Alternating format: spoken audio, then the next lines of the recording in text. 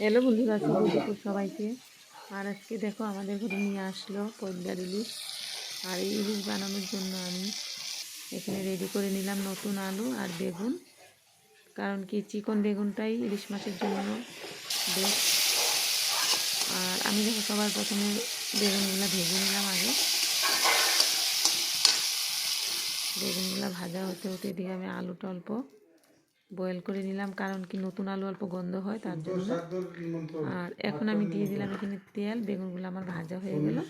তারপরে তেল দিয়ে আমি জিরা সম্বাস দিয়ে তারপর আমি এখানে আলুগুলোও লাল করে ভেজে নেব।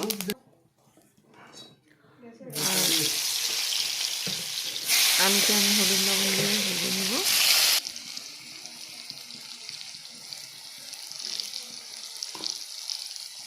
অনেকে অনেক রকম রান্না করে ইলিশ মাছ, আর আমি কিন্তু অল্প আলাদা রান্না করছি। আমি ইলিশ মাছ অনেকে কাঁচা রান্না করে, কিন্তু কাঁচা আমি রান্না করব না, অল্প হালকা সাতলাবো। হালকা সাতলানো হয়ে গেছে আমার মাছটা, একদম জাস্ট অল্প। তারপর আলুগুলো ভাজা হলে আমার ভালো করে লাল করে ভেজে নেব। তারপর আমি দিয়ে দিলাম আলুতে টমেটো। একটা টমেটো দিলে ঝোলটা সুন্দর হয়, আমার ভালো লাগে। যে কোনো তরকারিটা টমেটোটা দিলে আমার ভালো লাগে, তাই আমি দিয়ে দিলাম। আমি ঢেকে ঢেকে আমি ভাজলাম আলুগুলো সিদ্ধ হলে। এখানে আমার আছে জিরা, ধনিয়া আর কাঁচা লঙ্কা, এর জন্য একটু মশলাটা কালা কালা দেখা যাচ্ছে। আর আমি এখানে দিয়ে দিব লঙ্কা গুঁড়া, কাঁচা লঙ্কা বাটা হয়েছে তার জন্য অল্প কালা কালা দেখা যাচ্ছে। আর আমি এখানে দিয়ে দেবো কাশ্মীরি মরিচ, কাশ্মীরি লঙ্কার গুঁড়া, আর দিয়ে দিলাম এই যে দেখো আমার তরকারিটা আবার সুন্দর রং হয়ে গেল লাল। তারপরে আমি ভালো করে ভাজা হওয়ার পর এখানে আমি দিয়ে দিব ভেজে রাখা বেগুনগুলো। বেগুনগুলো দেওয়ার পর আমি ভাজবো আরও 2 মিনিট ভাজার পর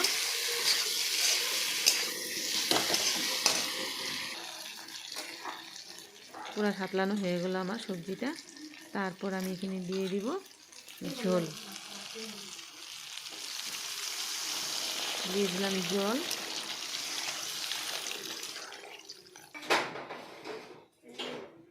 ঝোলটা উতলানোর পর আমি এখানে দিয়ে দিব মাছ। ঝোলটা উতলে এলো, এই যে মাছগুলো দিয়ে দিব আমি ঢেলে ঢেলে দিয়ে নেই, ছিটবে তার জন্য হাত দিয়ে দিব।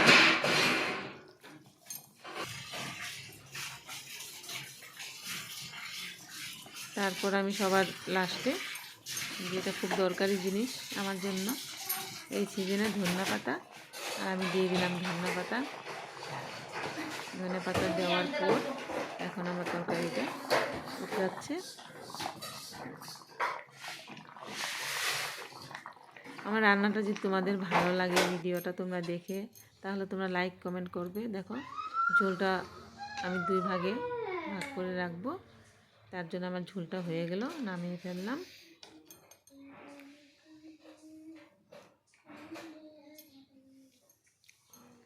ইলিশ মাছ কিন্তু খুব আস্তে নামাতে হয়, কারণ কি খুব নরম থাকে।